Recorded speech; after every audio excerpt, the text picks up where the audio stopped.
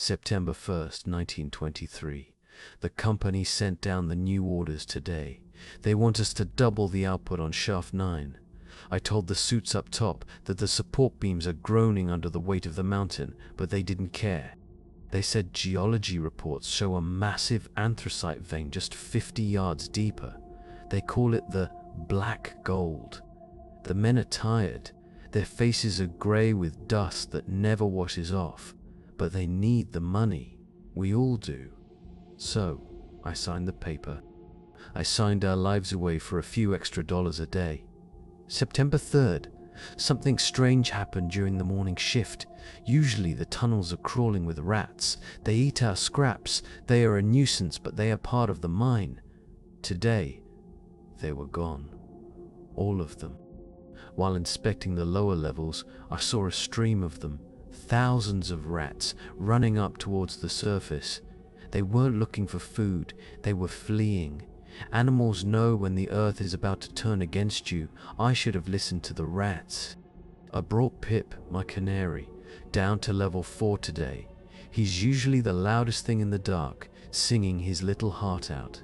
But the moment we passed the 300-foot mark, he stopped. He huddled in the corner of his cage, shaking. I tried to whistle to him, but he just stared at the darkness of the new tunnel. His eyes were wide, unblinking. It was dead silent down there. No wind, no dripping water, just a silence that felt heavy, like it was pressing against your eardrums. September 8th. We hit the new vein. The coal here is different. It's not brittle like the stuff above. It's soft, oily. When the pickaxes hit it, it doesn't chip away, it peels. And the dust, it's not dry. It sticks to your skin like wet soot. Young Thomas wiped his forehead and joked that he looked like a shadow. But when he tried to scrub it off later, the skin came with it. The dust burns. It feels like the rock is trying to digest us from the outside in. September 10th. We are deep now, deeper than any crew has ever gone in this state. The air is thick and smells of sulfur and copper, like old pennies or blood. During lunch, Miller told everyone to shut up. He put his ear against the tunnel wall. We all laughed at him, calling him a crazy old bat. But then I saw his face. All the color drained from it. I put my ear to the cold stone next to him. I expected to hear shifting plates or water flow. I didn't. I heard a rhythm. Thump, thump, thump. Thump. September 11th. It's becoming impossible to breathe down here. The air is heavy, wet. It feels like we are walking through a swamp, not a mine. The temperature has spiked to over 100 degrees, but our thermometers are still reading normal. It's a heat that you don't just feel on your skin, you feel it inside your lungs. The men are stripping down to their waists, sweating buckets, but the sweat isn't cooling them down. It's just making the black dust stick closer to their bodies. We are being coated in it. September 12th. I ordered Jackson to drill into the north face. He set the bit against the black rock and started the machine, but there was no dust, no sparks. Instead, a thick, dark liquid sprayed out. It hit Jackson in the face. He screamed, not in pain, but in shock. We shined our lights on the wall. It wasn't oil, it was viscous, red-black, and warm. The rock wasn't cracking, it was wounding. We had cut into something alive. The liquid that sprayed on him, it didn't wash off, it soaked into his pores. He's sitting in the corner, shivering despite the heat. I looked at his eyes. The whites are turning gray. He keeps scratching his cheek where the liquid hit him. He scratched it raw, but he says it itches under the skin. He keeps mumbling that he can hear the heartbeat too, but he says it's getting louder. He says it sounds like a drum calling him to dinner. September 14th. It happened at 2:00 p.m. No dynamite was used, no supports gave way. The earth just closed. We heard a groan from above like a giant waking up, and then the main shaft collapsed. Tons of rock came crashing down, sealing the exit. The sound was deafening, but what scared me most wasn't the crash, it was the wind. As the tunnel sealed shut, a gust of wind blew past us, deeper into the mine, as if the mountain had just taken a deep breath and swallowed us whole. September 15th. We are trapped. 7 men, 3 days of water, maybe 2 days of oil for the lanterns. We tried to dig at the blockage, but it's solid granite. It's as if the tunnel was never there. The men are panicking, crying, praying, but I am just sitting here listening. The heartbeat in the walls, it has changed. It's not slow anymore, it's faster, excited. Like a predator that knows the trap has finally snapped shut. September 16th. We have decided to conserve oil. Only 1 lantern burns at a time. We sit in a tight circle around that single flame, terrified of what lies beyond the ring of light. When it's my turn to sleep, I close my eyes, but I still see the darkness.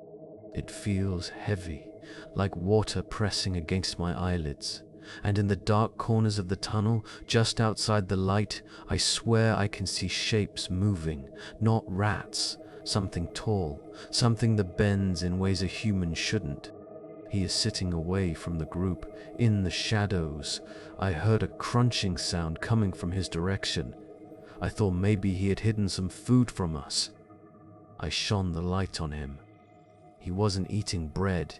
He was holding a chunk of that black, oily coal, and he was chewing it. His mouth was stained black, teeth grinding against the stone.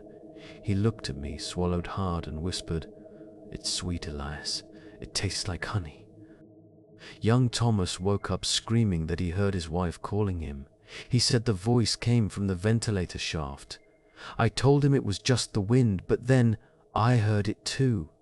A soft, feminine voice drifting through the stale air. It wasn't saying words, it was humming. A slow, melodic tune that sounded exactly like the song my mother used to sing to me. The mountain knows our memories. It is using them against us. September 19th. It's spreading, not just to Jackson. I looked at my own hands today in the dim light. The tips of my fingers are turning gray. The skin feels rough like sandpaper. I tried to rub it off thinking it was just dirt, but I scratched until I bled, and the blood was dark, thick. It didn't drip, it oozed like syrup. We aren't just trapped in the earth, we are becoming the earth. September 20th. The air in this pocket is running out. It's stale and tastes like rust. Our only choice is to move deeper into the uncharted vein, hoping to find another air shaft or a natural cavern. It goes against every instinct I have. Every fiber of my being is screaming to dig up towards the sun. But the draft, that cold, breathing wind, is coming from below. If we want to breathe, we have to walk straight into the throat of this beast. September 21st. The tunnel opened up into a massive chamber. It's not natural. There are pillars here, huge, twisted columns of black obsidian rising into the dark. They are carved with symbols that hurt my eyes to look at. Spirals that seem to move, and at the base of each pillar, bones. Thousands of them, human skulls crushed and fused into the rock floor. We aren't the first to find this place. Someone was here centuries ago, and they didn't leave. September 21st, evening. In the center of the room, there is a slab of stone. It's stained with something that looks like rust, but I know it's dried blood, layer upon layer of it. Miller walked up to it. He ran his gray, stony hand across the surface and whispered, "A feeding trough." He wasn't scared. He sounded reverent, like a man entering a church. The other men are looking at Miller differently now, like he knows the way. September 22nd. The humming noise. The lullaby is louder here. It echoes off the obsidian pillars. It's not just a sound anymore, it's a vibration in our teeth. I saw young Thomas swaying back and forth to the rhythm. He has stopped blinking. His eyes are completely black now, no white left. I asked him if he wanted water. He looked at me and said, "The stone is thirsty, Elias. Are you?" September 23rd. I tried to lead us away from the altar toward a side tunnel that looked like an exit. Miller stopped me. He stood in my path, his pickaxe raised. He didn't look like my friend anymore. His skin was hard, gray, cracking like dry mud. He said, "We don't leave the womb, Elias, we go deeper." Half the men stood behind him. "They have chosen their leader, and it isn't me." He panicked and made a break for the side tunnel. Miller didn't even chase him. He just pointed. And the others, Thomas, Jackson, they pounced on Smith like a pack of wolves. I heard him scream, but it was cut short by the sound of wet tearing. They didn't kill him to stop him. They killed him to silence him. I am hiding in the shadows now. I am no longer the foreman. I am the prey. September 25th. I watched from behind a pillar. They didn't bury Smith. They absorbed him. They dragged his body to the wall, and the wall opened up. The rock became soft like tar and pulled him in. But before he vanished, I saw Miller tear a piece of Smith's uniform and the flesh beneath it and eat it. He's not human. None of them are. They are just hollow shells filled with the mountain's hunger. I'm crawling through a narrow vent, barely wide enough for my shoulders. My lantern is dead. I'm moving by touch. The walls feel warm here, pulsing, like I'm crawling through the veins of a giant beast. I can hear them hunting me. Their footsteps are heavy, clump like stones dropping on the floor. September 27th. My left arm is useless. The grey infection has reached my shoulder.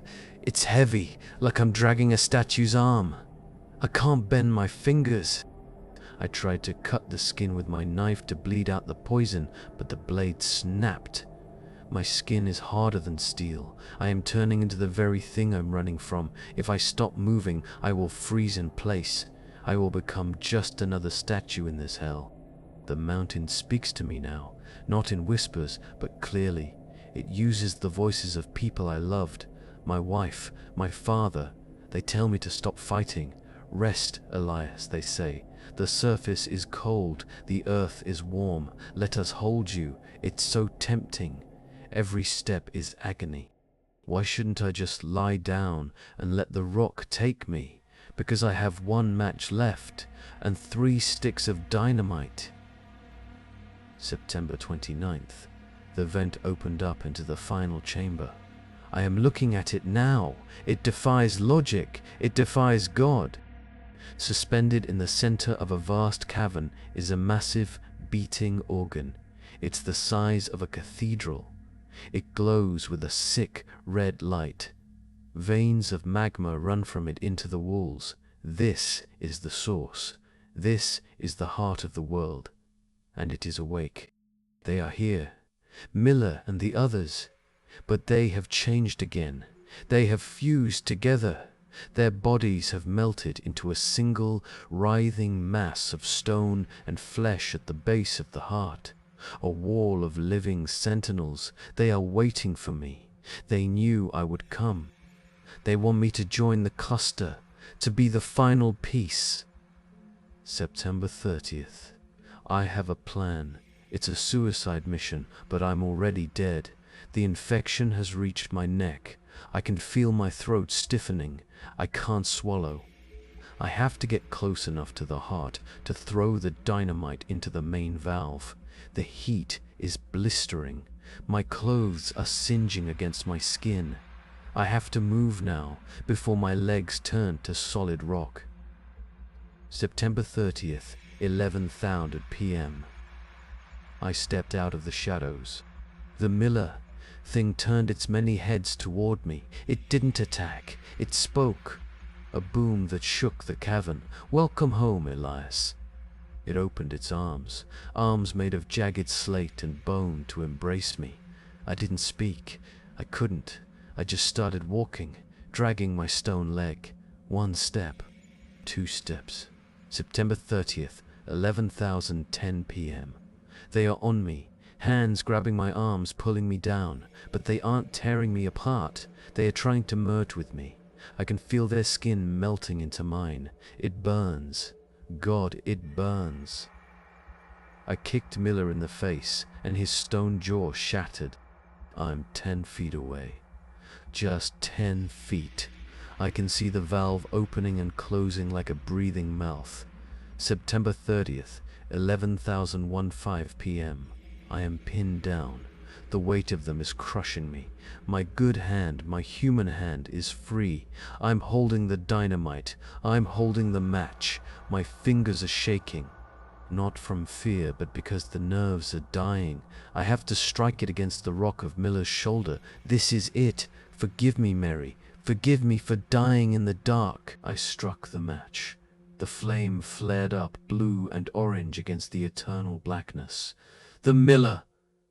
Thing screeched, a sound like metal tearing. It lunged at me, its stone fingers inches from my face. But I didn't flinch. I touched the flame to the fuse. It hissed. A beautiful, angry snake. I kicked Miller away with my stone leg, shattering his knee.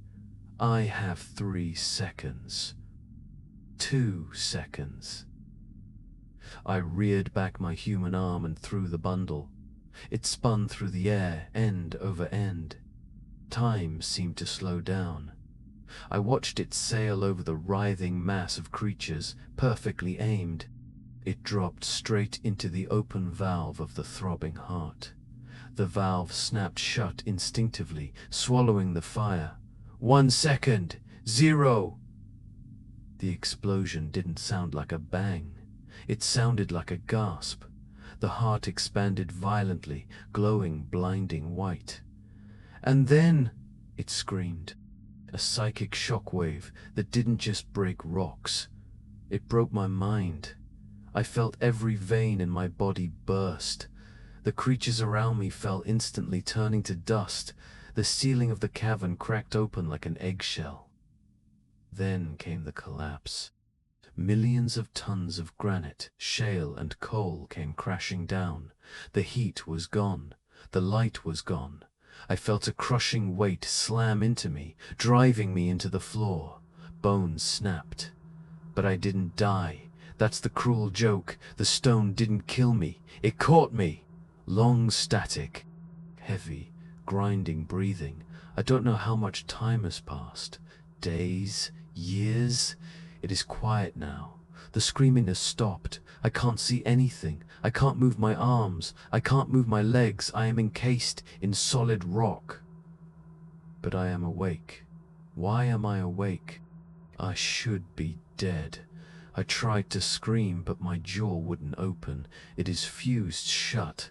I tried to wiggle my toes, but I can't feel where my body ends and the mountain begins. The explosion, it didn't destroy the infection, it accelerated it. The heat fused me to the rubble. I am not a man trapped in a mine anymore. I am a fossil, a living fossil. I am not alone. I can hear them, not with ears, but in my mind. Miller, Jackson, Thomas. They are here too, buried in the dark. They are singing again, softly. They are welcoming me.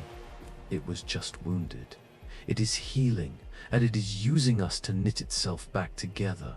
We are the scar tissue. I hear vibration. Tink, tink, tink, tink, far above, miles of rock away. It is a drill. They are looking for us. They think they are saving trapped miners. No, no, you possess fools. You don't know what you are doing. If you dig down here, if you open this seal, you won't find men. You will find us. I feel hungry, not for food, for warmth, for life. The drilling sound, it feels like a dinner bell. I find myself hoping they dig faster. I want them to come down here. I want to touch them. I want to make them gray and hard like me. Oh God, the human part of me is fading. Elias is fading. Only the stone remains. If you find this tape, if you ever hear this voice, do not come looking for the Copper Creek mine. It does not exist. Burn the maps. Forget our names. We are not dead. We are waiting, and we have all the time in the world. This is Foreman Elias Thorne, signing off forever. Sound of a deep, guttural growl that fades into a heartbeat.